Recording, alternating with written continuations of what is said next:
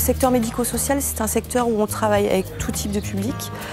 On va de la toute petite enfance maintenant aux personnes âgées, des publics différents, par exemple des personnes déficientes intellectuelles, des personnes qui ont un handicap moteur ou sensoriel, des personnes âgées, des enfants en difficulté sociale, des familles en difficulté aussi.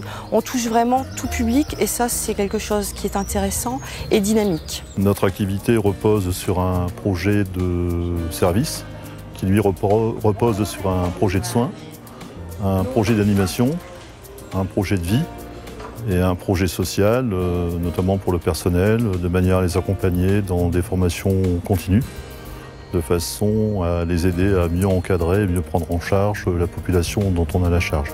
Pour chaque personne, nous avons un projet de vie individualisé. C'est-à-dire qu'au moment où la personne rentre dans l'établissement, nous convenons avec elle ce qu'on peut lui donner et on lui demande ce qu'elle peut attendre. Alors chez nous, il a été travaillé au niveau des équipes. On l'a appelé le projet d'accompagnement personnalisé et qui est revu tous les ans et qui décline pour chaque résident, chaque usager, les 3 ou 4 axes prioritaires dans lesquels on va approfondir l'accompagnement qui le concerne. Ça impacte notre organisation dans un maximum d'écoute des personnes. On favorise au maximum leur expression, notamment lors de réunions, lors d'entretiens individuels, pour pouvoir vraiment être à l'écoute de leurs besoins, de leurs demandes, de leurs souhaits et essayer d'y répondre au mieux, donc dans l'accompagnement qu'on peut offrir au quotidien, dans les services qu'on rend aux personnes au quotidien. Alors Lilou, ça a été? Qu'est-ce qui s'est passé, Lilou? Tu racontes à Hélène? Lilou, qu'est-ce qu'on a fait ensemble? Le point fort de ce secteur, c'est la rencontre de l'autre. Évidemment, il faut savoir s'adapter à son rythme. Ici, tout est lent. Hein. Il faut avoir effectivement beaucoup de respect pour les personnes, beaucoup d'humanitude. C'est un grand mot, mais ça veut dire ce que ça veut dire.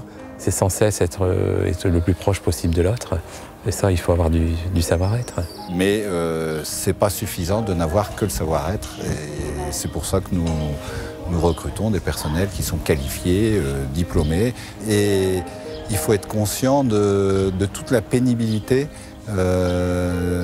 sur un plan psychologique. Ça peut être aussi sur un plan physique, mais sur un plan psychologique, c'est pas facile d'être avec des résidents qui, à certains moments, refusant certaines règles, vont être dans l'agressivité, dans l'insulte, dans des gestes qui peuvent être déplacés. S'adapter aussi à des modes de communication qui sont tout à fait peu ordinaires, hein, puisque plus de 90% des résidents n'ont pas le langage, mais c'est le regard, c'est le toucher.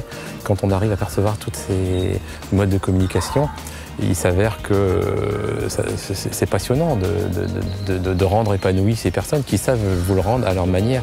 Notre priorité est effectivement le bien-être des usagers à travers le travail. Donc mon attente et nos attentes sont généralement la qualité humaine qui va s'ajouter à la qualité technique du professionnel entrant dans nos structures. En fait. Ce que j'attends des gens, c'est suffisamment de maturité, de créativité, de réactivité. Il faut avoir l'amour du prochain, avoir le respect de l'autre. Sans cesse se questionner sur qu'est-ce que je fais, à quoi ça sert. Il faut être patient et il faut être capable de regarder les progrès et ces petits progrès qui font le bonheur de chaque professionnel tous les jours. Il y a incontestablement besoin d'une grande capacité d'adaptation aux événements imprévus. Si on n'a pas ce côté communicatif et pouvoir apporter l'aide auprès des personnes, oui, on ne va pas y trouver sa place. Quoi. Maintenant, ça vient d'une contestation. elle est de retour au domicile et tout est remis en place. Donc, j'ai vu avec Angélique. Tu as vu aussi avec l'assistante sociale, qu'est-ce qu'il y avait? Le travail en équipe est indispensable. Je crois que c'est notre outil privilégié, c'est notre force. Parce qu'un professionnel ici ne travaille jamais seul et il n'est jamais dans une équipe qui n'est composée que de professionnels identiques. Donc l'orthophoniste est seul et elle travaille avec des éducateurs, des kinés. Et donc il est nécessaire de développer une capacité à travailler ensemble et parfois de pouvoir mettre ses objectifs professionnels un petit peu en retrait pour que les objectifs d'autres passent en avant parce que les besoins de l'enfant et le projet qui a été décidé en commun fait que ce sont d'autres objectifs qui sont prioritaires. Vous avez toutes les sorties de week-end? Toutes les sorties, tous les courriers, tous les piluliers sont bons pour tout le week-end. Ça marche, d'accord. C'est vrai qu'aujourd'hui, les principaux atouts de ce secteur, c'est quand même une facilité d'embauche. Les métiers liés au médico-social sont les métiers d'avenir. C'est le métier qui aujourd'hui embauche le plus. Et au niveau des opportunités, je pense que c'est le métier qui, à 3, 5 et 10 ans, sera un métier en forte croissance par rapport aux besoins. La transversalité au niveau des différentes professions, elle existe.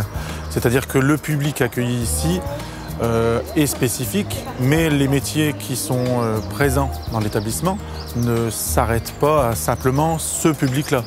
Il y a des qualités professionnelles qui sont naturellement transférables à d'autres publics. Il y a un renfort dans l'équipe de Gino. Ouais, ça c'est François le Lundi. Ouais, François le Lundi. Il y a un renfort dans l'équipe d'Antoine.